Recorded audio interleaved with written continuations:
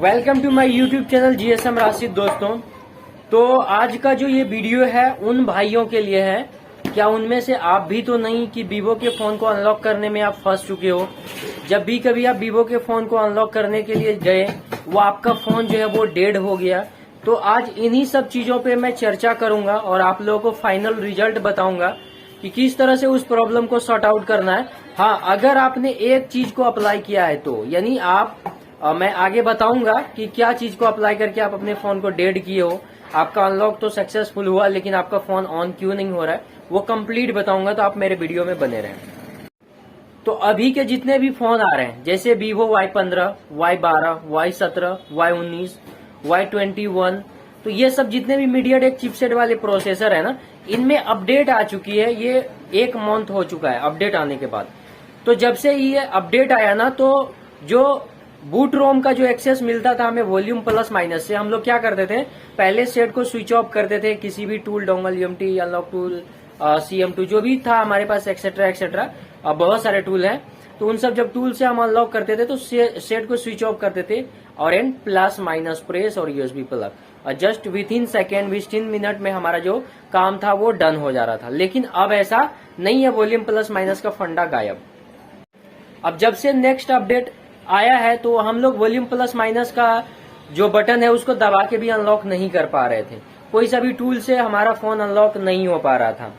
किसी भी टूल से हम लोग ट्राई कर रहे थे, बहुत बड़े बड़े सॉफ्टवेयर यूज भी कर ले रहे थे, लेकिन हमारा फोन जो है वो अनलॉक नहीं हो पा रहा था।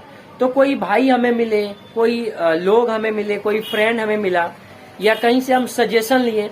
उन्होंने बताया भैया आप जो है जो मदरबोर्ड है उसको रिमूव करना होगा, उसमें से एक टेस्ट पॉइंट निकालनी होंगी और उसको ग्राउंड से शॉर्ट करके आपको अपने फोन को अनलॉक करना होगा।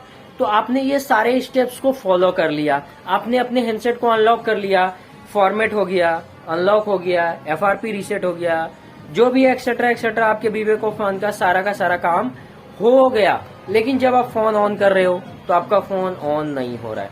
तो भैया अब क्या करें, फंस गए ना। अब सॉफ्टवेयर हम लोग कर रहे थे, यानी उसे अनलॉक कर रहे थे और हमारा फोन डेड हो गया। तो नॉर्मली सबके दिमाग में क्या आता है कि भैया सॉफ्टवेयर हुआ है, ये साला फोन डेड हो गया मेरा, अब इसमें नया फाइल चढ़ाना होगा। सबसे पहले किसी के दिमाग में भी यही ख्यालात आते हैं। लेकिन भैया ऐसा नहीं है। और अगर आपने अनलॉक किया और उसके बाद फिर से आप सॉफ्टवेयर भी करने के लिए जाओ तो उसमें सॉफ्टवेयर भी नहीं हो रहा है, तो अब उसका तो दिमाग साला उड़ गया। अब उड़ा दिमाग तो अब क्या होगा, अब बोलेगा कि भैया ये तो सॉफ्टवेयर भी नहीं ले रहा है, सेट ऑन भी नहीं हो पा रहा है, कस्टमर दिया था अच्छा फोन, हम खराब कर दिए, अब क्या होगा। तो बहुत सारे न जाने क्या क्या दिमाग में चलने लगते हैं हम लोगों के, लेकिन वो सॉफ्टवेयर से दिक्कत होता ही नहीं है। तो पहले जैसे हम लोग अनलॉक कर रहे थे, आज भी सेम ट्रिक है, आज भी सेम पंगा है, वो उसी तरह से अनलॉक हो रहा है। वही यूजर डेटा में कोई भी बदलाव या चेंजेस नहीं की गई है। ठीक है, एक्का दुक्का जो फोन आपके पास आएंगे, जो कि 100 में से 2-3 फोन ही आपके पास आएंगे जो कि आप सॉफ्टवेयर कर रहे हो, अनलॉक कर रहे हो, उसमें सॉफ्टवेयर की प्रॉब्लम हो सकती है। लेकिन आपके सारे फोन में सॉफ्टवेयर की प्रॉब्लम हो, ये कतई हो नहीं सकती है, क्योंकि टूल जो है वो जो डेवलपर बनाया है वो इतना बेवकूफ नहीं कि आपके फोन के सॉफ्टवेयर को डिलीट कर दे यूजर डेटा फॉर्मेट मारने टाइम। ठीक है, इतना समझना।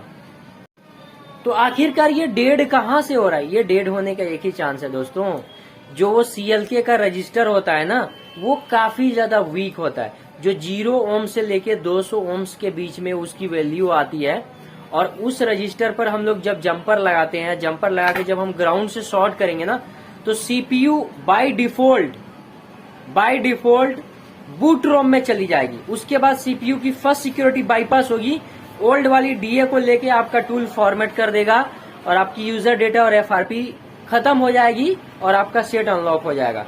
लेकिन ज्यादातर भाई क्या करते हैं, और एक आयरन से जब वहां पर जंपर करने के लिए जाते हैं ना, एक बार में जंपर नहीं होता, दूसरी बार भी ट्राई करते हैं, दूसरी बार भी, तीसरी बार ट्राई करते हैं, उसके बाद ट्राई करते करते जंपर तो भैया कर देते हैं, लेकिन उस रजिस्टर का तो ऐसी की तैसी कर देते हैं, जिसके कारण से आपका रजिस्टर जो होता है वो डैमेज हो जाता है और आपका फोन जो है वो बाय डिफॉल्ट मीडियाटेक पोर्ट में चला जाएगा, वो ऑन नहीं होगा, फ्लैश भी नहीं लेगा, ऐसे में फंस जाओगे। ठीक है, तो भैया अगर ऐसा प्रॉब्लम आ रहा है, आपका टूल जो है वो काम कर दिया है यानी फॉर्मेट कर दिया है, तो आप सबसे पहले CLK वाली रजिस्टर को चेक करो, ठीक है, या तो उसको रिमूव कर दो सेफली, वहां से पेस्ट टूस्ट गुलू वुलू हटाओ और उसके बाद हटाने के बाद वहां पे जंपर लगाओ और अपने हैंडसेट को ऑन करो। मैंने 3-4 भाइयों को नहीं 4 भाइयों को बता चुका हूं ये वाला, और वो चारों भाई का सेम प्रॉब्लम था भाई। मेरे साथ में ऐसा 10 बार हो चुका है। मैं जब A3s A7 ऐसे सब डिवाइसेस को जब हम अनलॉक करते थे UEFI से, और भी बहुत सारे Redmi 7 Y3 ये सब जो फोन को जब मैं UEFI से ISP करके MI अकाउंट ये सब रिमूव करता था, तो उसमें क्या होता था, CLK का रजिस्टर सबसे ज्यादा डैमेज होता है। ये बात को आपको मानना होगा भाई, ठीक है।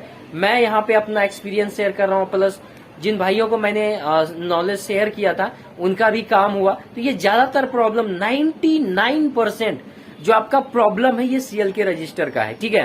तो जब भी कभी आप टेस्ट पॉइंट का सहारा लेके अपने फोन को अनलॉक कर रहे हो, तो सबसे पहले आपको यही काम करना है, यानी उस CLK रजिस्टर को आपको करना होगा रिमूव, और वहां पे जंपर लगा तो आपका काम जो है वो फिनिश हो जाएगा, यानी आपका हैंडसेट जो है ऑन हो जाएगा। तो आज के वीडियो में इतना ही दोस्तों, अगले फिर मिलेंगे किसी नेक्स्ट वीडियो में। तो जाते जाते आप सभी को मेरा सलाम, जय हिंद।